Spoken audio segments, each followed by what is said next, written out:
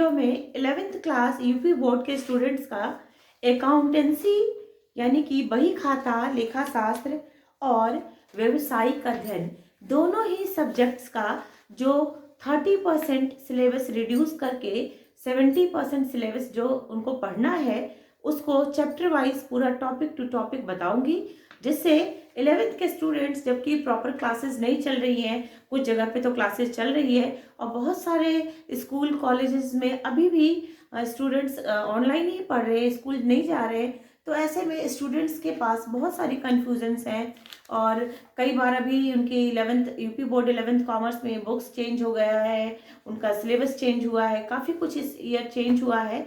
तो उसमें 11th के स्टूडेंट्स के सामने बहुत ज़्यादा कन्फ्यूज़न है। बहुत सारे स्टूडेंट्स बोलते हैं क्या पढ़ना है क्या नहीं पढ़ना है। अभी भी इंटरनेट पे और जो गवर्नमेंट की, उत्तर प्रदेश सरकार की जो सिलेबस जो आ रहे हैं, दोनों में कई बार डिफरेंस भी है। तो मैंने जो उत्तर प्रदेश सरकार की यूपी बोर्ड की जो सिलेबस है उससे और इंटरनेट पे जो सिलेबस अवेलेबल है, दोनों को अच्छे प्रकार से स्टडी करके देखकर, और चूंकि मैं भी टीचर हूँ तो सब कुछ चेक करने के बाद स्टूडेंट्स के लिए, स्पेशली 11th के स्टूडेंट्स के लिए मैं सिलेबस लेकर आई हूँ और मैं आपको बता रही हूँ कि 30% में कौन कौन से चैप्टर नहीं पढ़ने हैं। तो सबसे पहले जो कॉमर्स के स्टूडेंट्स हैं, 11th क्लास कॉमर्स के, उनका जो अकाउंटेंसी है, अकाउंटेंसी की बात करें तो उसमें जो बैंक समाधान विवरण यानी कि बैंक रिकॉन्सिलिएशन स्टेटमेंट है, इसका आपको प्रिंट आउट मेरे इंस्टा पे भी मिल जाएगा। तो बैंक समाधान विवरण यानी कि बैंक रिकॉन्सिलिएशन स्टेटमेंट, ये चैप्टर ना पूरा आपके सिलेबस से हट गया है। इसको 11th क्लास में नहीं पढ़ना है। हालांकि ये भी एक इम्पॉर्टेंट चैप्टर है, बट इस बार कोविड की वजह से 30% जो सिलेबस रिड्यूस हुआ है उसमें हमें बैंक समाधान विवरण, उसकी आवश्यकता, ये कैसे बनाते हैं, इसे नहीं पढ़ना है। सेकेंड चैप्टर है डेप्रिसिएशन, जिसको कि हरास कहते हैं। ये चैप्टर भी आपके सिलेबस से अकाउंटेंसी में हट गया स्टूडेंट्स।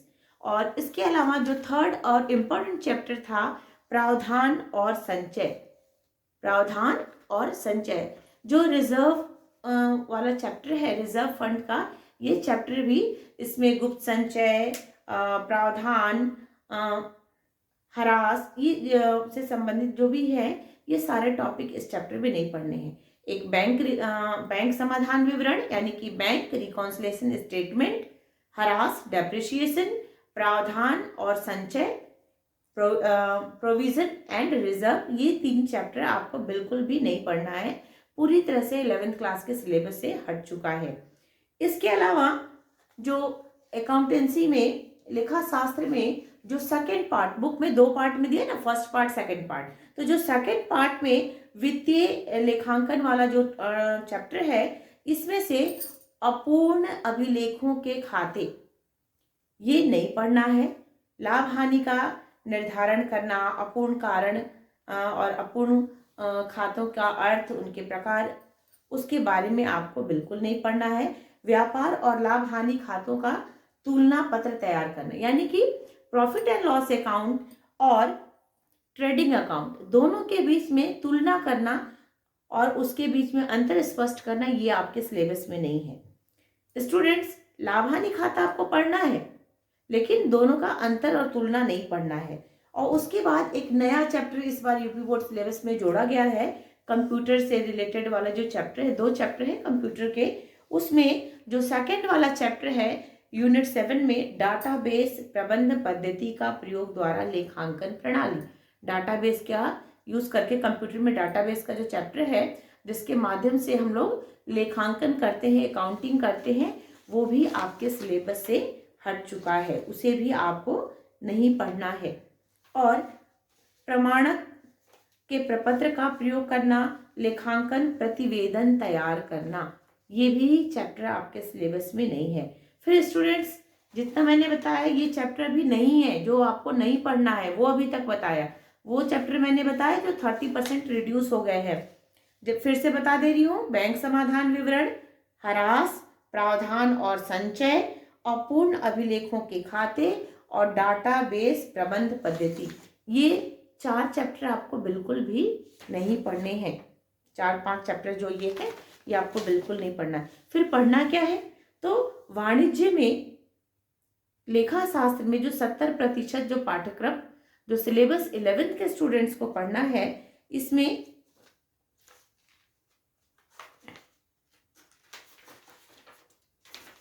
सबसे पहले है वित्तीय लेखांकन, जो first, second, third, fourth chapter है ये आपको पढ़ना है। लेखांकन का अर्थ, अकाउंटिंग का अर्थ, उसके सूचना स्रोत, लेखांकन का उद्देश्य, क्यों लेखांकन किया जाता है, इसकी भूमिका क्या है, लेखांकन के आधारभूत परिभाषित शब्द, यानी जो दोहरा लेखा प्रणाली है उसमें बहुत सारे जो परिभाषित शब्द आए हैं वो आपको पढ़ना है।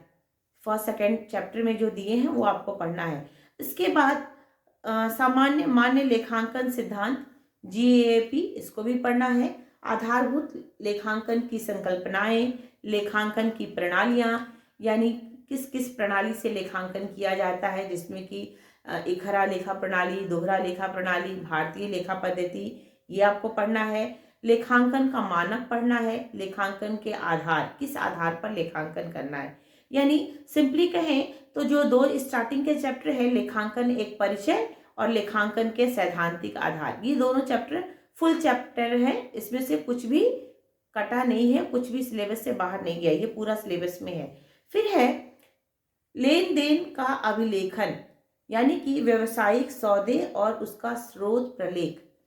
व्यवसाय में जो जो सौदे होते हैं, जो जो ट्रांजैक्शंस होते हैं, उसके लिए किन किन प्रलेखों का, किन किन डॉक्यूमेंट्स का प्रयोग किया जाता है, ये पढ़ना है। लेखांकन समीकरण का चैप्टर है, ये भी आपको पढ़ना है, सिलेबस में है।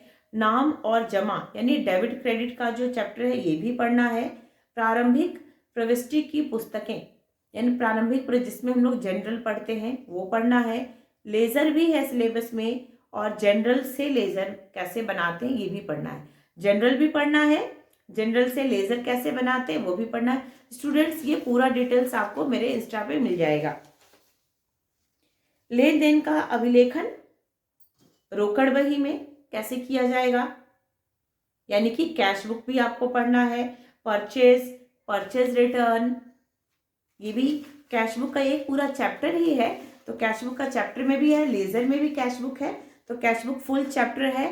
Purchase book, cell book, purchase return, cell return और जनरल प्रॉपर, और कैसे खातों को बैलेंस किया जाता है, संतुलन कैसे किया जाता है।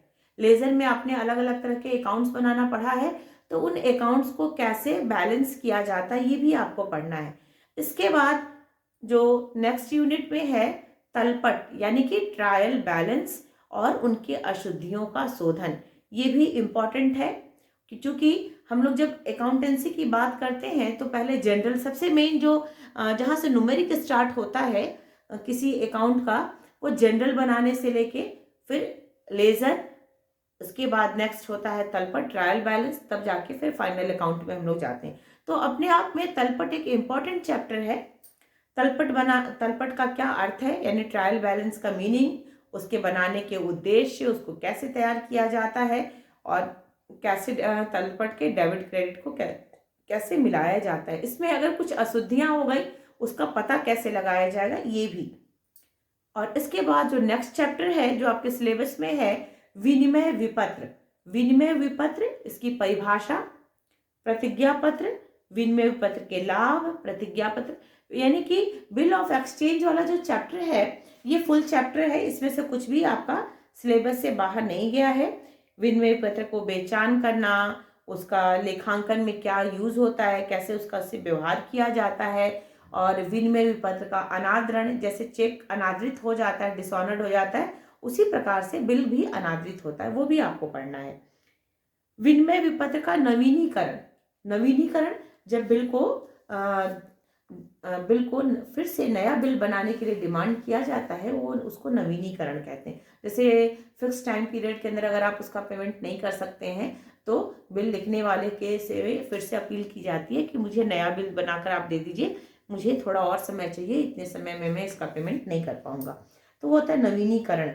विनिमय विपत्र की परिपक्वता तिथि, क्या डेट होता है, और उसके पहले कैसे भुगतान किया जाएगा या उसके बाद भुगतान करने की जो भी कंडीशंस हैं, यानी फुल चैप्टर विनिमय विपत्र, bill of exchange, full chapter आपको पढ़ना है।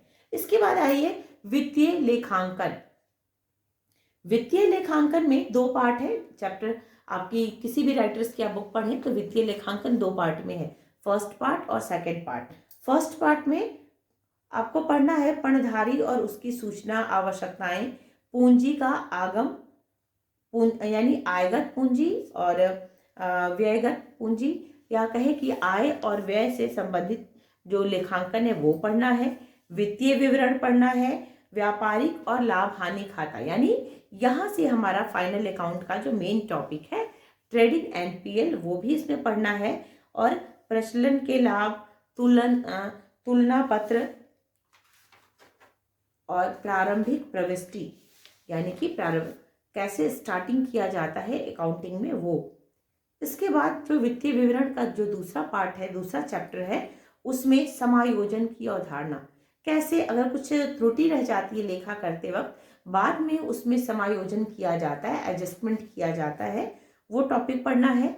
अंतिम स्टॉक जिसको कि क्लोजिंग स्टॉक कहते हैं, और आपका बकाया व्यय, पूर्वदत्त व्यय यानी कि outstanding expenses, prepaid expenses, earn income और उपार्जित आय, अग्रिम प्राप्त आय, हरास, डेप्रिसिएशन, डूबत ऋण, बैड डेबिट्स, संदिग्ध ऋण, डाउटफुल डेबिटर्स के लिए जो हम लोग प्रोविजन बनाते हैं, provision for bad and doubtful debtors, ये भी पढ़ना है। देनदारों पर बट्टे का प्रावधान, जो आपके डेबिटर्स होते हैं उन्हें यदि आप कुछ डिस्काउंट दे रहे हैं तो उसके लिए अगर कुछ प्रोविजन है ये पढ़ना है सिलेबस में। मैनेजर का कमीशन और पूंजी पे ब्याज। इसके अलावा ये तो हो गया वित्तीय विवरण के सेकंड पार्ट का। और इसके बाद लास्ट में अकाउंटेंसी की बुक में जो लेखांकन में कंप्यूटर का अनुप्रयोग, कंप्यूटर के 2 चैप्टर ये इस बार सिलेबस में नए ऐड किए गए हैं। इसके पहले यूपी बोर्ड में ये 11th क्लास में कंप्यूटर का कोई भी चैप्टर नहीं था। तो इसमें कंप्यूटर में इसमें भी कुछ थोड़ा सा डाटाबेस से रिलेटेड कुछ टॉपिक हटे हैं और कुछ टॉपिक पढ़ना है। जो फर्स्ट वाला चैप्टर है लेखांकन में कंप्यूटर का अनुप्रयोग, ये लगभग फुल चैप्टर है, इसमें से कुछ भी कटा नहीं है। और जो सेकंड चैप्टर है उसमें से कई सारी चीजें हटी हैं। फर्स्ट चैप्टर में कंप्यूटर प्रणाली का अर्थ, तत्व, उसकी क्षमता, उसकी सीमाएं, कंप्यूटर के अंग, लेखांकन का उद्भव यानी कंप्यूटरकृत प्रणाली से कैसे कंप्यूटर से लेखांकन किया जाता है, उसका उद्भव, उसकी विशेषता, और प्रबंध सूचना प्रणाली और लेखांकन सूचना प्रणाली, ये आपको पढ़ना है। इसके बाद कंप्यूटरकृत लेखांकन प्रणाली में मानवकृत कंप्यूटर लेखांकन, मानव के लेखांकन और कंप्यूटर से जो लेखांकन करते हैं, दोनों में क्या तुलना है, क्या अंतर है, क्या भेद है, उसको पढ़ना है। कंप्यूटरकृत लेखांकन प्रणाली की क्या सीमाएं हैं, उसके क्या लाभ हैं, क्या कंप्यूटर से लेखांकन करने में उसके क्या बेनिफिट्स हैं, ये भी आपको पढ़ना है। लेखांकन सॉफ्टवेयर के क्या क्या स्रोत हैं, ये भी पढ़ना है। और स्टूडेंट्स जो डाटाबेस वाला चैप्टर है उसमें स्टार्टिंग के कुछ पॉइंट्स आपके 2-3 पेजेस हटे हैं, वो सिलेबस में नहीं है। और उसके बाद लेकिन कुछ पॉइंट्स हैं जो हमें पढ़ना है। डाटाबेस जो कंप्यूटर के जो 2 चैप्टर हैं उसमें से सेकंड वाले चैप्टर की मैं बात कर रही हूँ। इसमें डाटा प्रक्रम चक्र, लेखांकन के लिए डाटाबेस का प्रारूप तैयार करना, ये पढ़ना है आपको। सत्व संबंध मॉडल, डाटाबेस तकनीकी, लेखांकन डाटाबेस का उदाहरण, संबंध परक डाटा मॉडल की अवधारणा, संबंध परक डाटाबेस की विवरणिका, प्रचलन और निषेध का उल्लंघन, संबंध डाटाबेस विवरणिका का प्रारूप कैसे बनाते हैं उसमें, और उसके एग्जाम्पल्स के साथ, और डाटाबेस की क्रिया संक्रियाएं यानी कि डाटाबेस पे कैसे काम किया जाता है, इतना पढ़ना है आपको स्टूडेंट्स। ये मैंने फुल आपको जो 11th क्लास का कॉमर्स के जो स्टूडेंट्स हैं उनके 11th क्लास कॉमर्स स्टूडेंट्स के लेखा शास्त्र यानी कि अकाउंटेंसी का जो गवर्नमेंट ने 30% रिड्यूस करने के बाद जो 70% उनका सिलेबस है वो मैंने आपको पूरा एक्सप्लेन किया। 30% जो कट गया है वो भी बताया, और जो आपके 70% आपको पढ़ना है वो भी बताया है। इसके बाद इसी वीडियो में मैं आपको जो 11th क्लास का व्यवसायिक अध्ययन, बिजनेस स्टडी, इसमें इसके भी मैं आपको बता देती हूँ कि कौन कौन से चैप्टर हटे हैं सिलेबस से, उनको आपको नहीं पढ़ना है और कितना पढ़ना है। चूँकि स्टूडेंट्स अभी तक बहुत जगह ऑनलाइन क्लासेस ही चल रही है और 11th के बच्चे जो कि 11th से पहले कभी कॉमर्स नहीं पढ़े होते हैं, फर्स्ट टाइम कॉमर्स हम लोग पढ़ते हैं, लेते हैं 11th में, और कोविड के वजह से प्रॉपर क्लासेस नहीं चल रही है, तो सबसे अधिक प्रॉब्लम कन्फ्यूज़न 11th के स्टूडेंट्स के साथ होती है। नया सब्जेक्ट और प्रॉपर क्लास नहीं मिलने से बहुत दिक्कत होती है। तो स्टूडेंट्स ध्यान से सुनिएगा, बिजनेस स्टडी में, व्यवसायिक अध्ययन में कौन कौन से चैप्टर अभी आपको नहीं पढ़ना है, वो आपके सिलेबस से हट गए हैं। देखिए, इसमें व्यवसायिक सेवाएं ये जो अलग अलग राइटर्स की बुक है, तो उसमें टॉपिक आप टिक करते जाइएगा, क्योंकि कुछ टॉपिक आपको कुछ ऐसे चैप्टर हैं जिसमें कुछ टॉपिक पढ़ना है और कुछ टॉपिक नहीं पढ़ना है। क्योंकि अभी जो बिजनेस में जो बुक आई है नई, इसमें चैप्टर एक एक लेसन नहीं है, पूरा एक यूनिट है, और एक यूनिट में कई सारे पार्ट्स हैं, उसको हमें पढ़ना है। तो एक यूनिट ऐसा नहीं है, सारे यूनिट पूरे पूरे कटे नहीं है, एक यूनिट में कुछ पार्ट कटा है, कुछ पढ़ना है। तो देखिए, जो व्यवसाय के आधार, व्यवसायिक सेवाएं वाला जो आपका यूनिट है, इस यूनिट में व्यवसाय की प्रकृति, प्रकार, बैंकिंग के प्रकार, वाणिज्य बैंक के कार्य, ई बैंक, बीमा, सिद्धांत के कार्य, यानी बैंकिंग और बीमा ये दोनों पूरा सिलेबस से हट गया है। इसके साथ साथ डाक सेवाएं, टेलीकॉम सेवा, परिवहन, भंडारण, आई थिंक ये आपकी बुक का 4th चैप्टर है, ये अभी सिलेबस में नहीं है। ये 4th चैप्टर लगभग पूरा ही व्यवसायिक सेवाएं, ये पूरा ही सिलेबस से हट गया है, 30% के अंतर्गत ये आ गया है।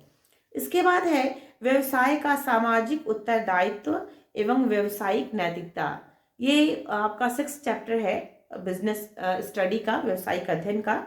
इसमें सामाजिक उत्तरदायित्व, अवधारणा, आवश्यकता, उसके पक्ष विपक्ष के तर्क, इसके उत्तरदायित्व, प्रदूषण के प्रकार, पर्यावरण, यानी कि ये जो 4th यूनिट और 6th यूनिट है, 4th यूनिट व्यवसायिक सेवाएं और 6th यूनिट व्यवसाय का सामाजिक उत्तरदायित्व और व्यवसायिक नैतिकता, ये दोनों ही यूनिट पूरी तरह से आपके सिलेबस से हटा दिए गए हैं।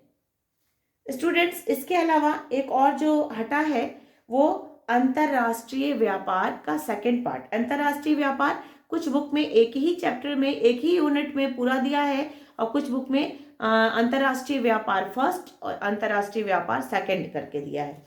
तो अंतरराष्ट्रीय व्यापार में से कौन कौन से टॉपिक हटे हैं, इसको आप जल्दी से निशान लगा लीजिए। देखिए स्टूडेंट्स, अंतरराष्ट्रीय व्यापार में आयात निर्यात प्रक्रिया, ये नहीं पढ़ना है।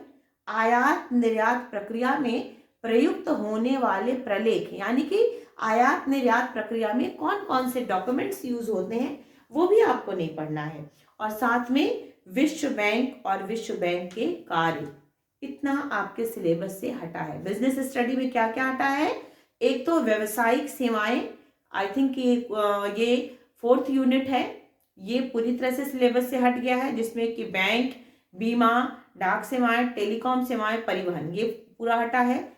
दूसरा जो चैप्टर हटा है, दूसरा यूनिट जो हटा है, वो व्यवसाय का सामाजिक उत्तरदायित्व और व्यवसायिक नैतिकता, ये यूनिट 6 है, ये भी पूरी तरह से हटा है।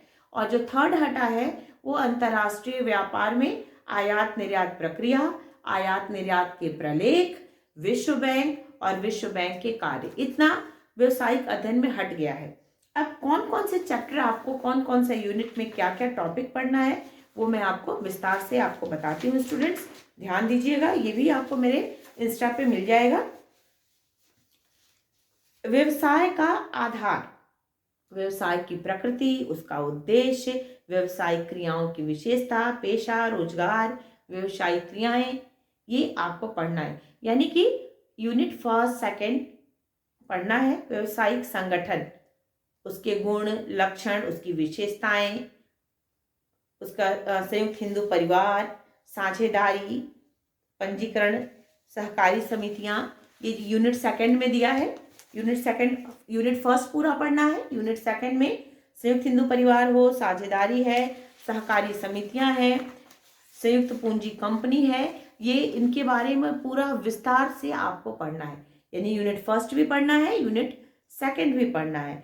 अब आइए निजी, सार्वजनिक और भूमंडलीय उपक्रम, यूनिट 3rd है, ये भी आपको पूरा पढ़ना है। निजी, सार्वजनिक और भूमंडलीय उपक्रम, इसमें सभी कुछ है, इसमें से कुछ हटा नहीं है। इसके बाद नेक्स्ट है व्यवसाय की उभरती हुई पद्धतियां, ये यूनिट 5 है। इसमें ई व्यवसाय, ई बिजनेस, ई कॉमर्स, इसके बारे में और ऑनलाइन लेन देन और ई बिजनेस की क्या जोखिम है, क्या रिस्क है इसमें, ये सारा कुछ पढ़ना है। यानी यूनिट 5 फुल चैप्टर है आपके सिलेबस में, इसमें से कुछ भी हटा नहीं है। इसके बाद व्यवसायिक संगठन, वित्त, व्यापार, कंपनी का निर्माण, ये पढ़ना है आपको। व्यवसायिक वित्त के स्रोत क्या क्या है, ये भी पढ़ना है। लघु व्यवसाय, आंतरिक व्यापार, जिसको कि हम देशी व्यापार भी कहते हैं, ये पढ़ना है। आंतरिक व्यापार में थोक व्यापार, फुटकर व्यापार, व्यापारियों के बारे में, और थोक और फुटकर व्यापारियों की जो सेवाएं हैं, इसमें विभागीय भंडार के बारे में, जिसको डिपार्टमेंटल स्टोर, श्रृंखलाबद्ध भंडार, डाक आदेश गृह, उपभोक्ता सहकारी समितियां, सुपरमार्केट, विक्रय मशीन, इनके बारे में पढ़ना है। इंडियन चैम्बर ऑफ कॉमर्स के बारे में पढ़ना है।